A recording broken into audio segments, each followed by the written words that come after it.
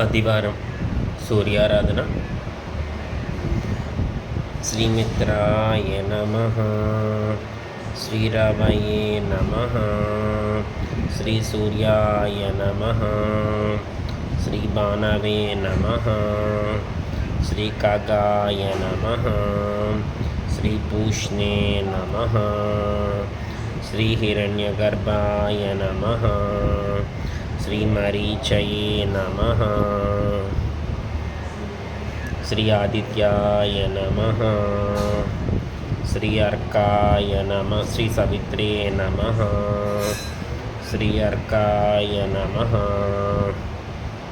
శ్రీ భాస్కరాయ నమః. ఆదిదేవ నమస్తుభ్యం, ప్రసీద మమ భాస్కర దివాకర నమస్తుభ్యం, ప్రభాకర నమోస్తుతే. శ్రీ సూర్యాయ నమః.